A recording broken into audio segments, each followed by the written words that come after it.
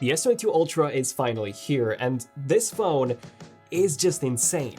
It comes with basically every feature that you can think of and then some, plus it has the highest end specs on the phone today. Our review units are on the way, so until then, I want to go over the 5 main things to look for when it comes to upgrading. And then more importantly, I want to put it side by side against the iPhone 13 Pro Max and give you all the details so that you can decide which one is the better option for you. The first thing that you should be aware of is that the cameras are very different. The iPhone's main camera is a more traditional 12-megapixel sensor, whereas Samsung is using their 3rd generation 108-megapixel sensor here. But this doesn't necessarily mean that it's better, only that it has a higher resolution. The lower resolution on the iPhone means that it can capture more light. At the same time, Samsung has also made some serious advancements here, mostly thanks to AI processing. You'll have to wait until our camera comparison to see which one is truly better in low light, but one thing's for sure here, if you do want to take some crazy high-resolution photos, only the S22 Ultra will be able to do that. The S22 Ultra can also shoot 8K video at 30 frames per second, whereas the iPhone is limited to 4K 60. However, from my experience with the S21 Ultra, 8K video was quite noisy and the dynamic range was extremely poor, so I never ended up using it. The iPhone supports ProRes video, which gives you an outstanding level of quality, but it does take up a ton of space, and since the iPhone does not support USB Type-C, it takes forever to transfer the footage. I've always much preferred Samsung's image processing. In our previous camera comparisons, the iPhone 13 Pro Max consistently blew out the highlights, whereas the S21 Ultra's was almost perfect every single time. The second module is the ultra-wide, which is actually very similar on both, and you honestly cannot go wrong with either of them. The third module is the telephoto. The iPhone features a 3x optical zoom module, whereas the S22 Ultra features 2 modules, a 3x and also a 10x module. I did find the 3x to be slightly better on the iPhone when compared to the S21 Ultra. This is still likely to be the case, as the sensor did actually get a bit smaller compared to the S21 Ultra. That 10x module, however, is really the main reason to go for the S22 Ultra. I've taken some incredible photos in the past that I could not have taken otherwise. Plus, you can zoom in up to 100 times digitally compared to just 15 times on the iPhone.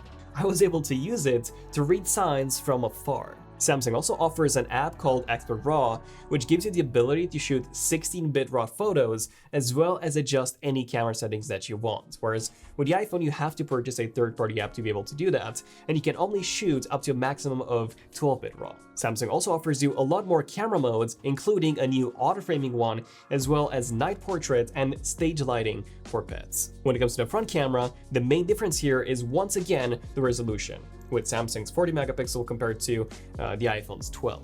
Between the iPhone 13 Pro Max and the S21 Ultra, I did actually prefer the quality of the Samsung, not necessarily because of the extra sharpness, but because of the more natural color processing. The iPhone was almost always too warm. In summary, if you mostly take photos, then definitely go with the S22 Ultra for that 10x optical zoom and the 16-bit RAW images. But if you are mostly a video shooter, then do go with the iPhone, as ProRes is truly remarkable. Just make sure that you have enough storage on the iPhone for ProRes, and the baseline model cannot shoot ProRes 4K, by the way. You need the 256 model for that. The second thing to consider is the number of unique features that they both offer. The iPhone has Face ID, which I much prefer over an in-display fingerprint reader. We also get that LiDAR module on the back, which is great for AR apps like IKEA Place, as well as for accurately measuring objects or even mapping entire rooms in 3D. And if you have a MacBook or any other Apple product, the integration with them is just incredible. Like, you can copy something on your iPhone and directly paste it on your Mac, or automatically get text messages sent to your Mac, as well as continue reading an article from your iPhone onto your Mac, and much more. You also get a much better water resistance on the iPhone, up to 6 meters of depth compared to just 1.5, but the S22 Ultra offers you so much more. From the built-in S Pen that allows you to take notes, control presentations, or even control your camera, to the always-on display, to the ability to connect it to a monitor and literally turn it into a desktop computer with DeX. The S22 is the one to get if you care about features. Like, honestly, there's no other phone on the planet right now with more features than the S22 Ultra. So if you're a true tech enthusiast and you care about customizing your phone or even overclocking it, This is all doable with the S22 Ultra. But if you don't care about features and you simply want your phone to work, then usability is the third most important thing to consider. This includes how easy it is to use in your hand, how the day-to-day performance is, and also the usability of the display outdoors. In terms of using them in my hands, even though the S22 Ultra is wider and also taller by quite a bit, it honestly feels much more comfortable in my hands.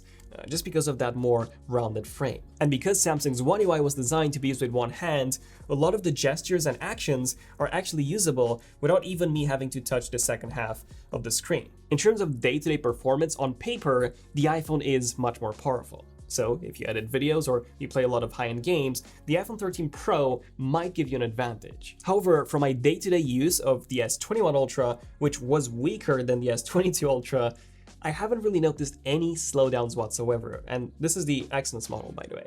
In fact, since Samsung phones support true side-by-side multitasking, which the iPhone does not, in combination with that S Pen, the S22 Ultra will be the best phone for productivity work, aside from the Z Fold 3, of course. Not only that, but outdoor usage is also better on the S22 Ultra, which can not only go to a higher maximum brightness of 1750 nits, compared to 1200 on the iPhone, but it can also use AI to artificially increase the visibility of your screen even further by increasing the contrast and the saturation. All this makes the S22 Ultra a far more usable device than the iPhone. And keep in mind that this is coming from someone who's been using an iPhone daily for the past 14 years. This was my first iPhone, the iPhone 3G.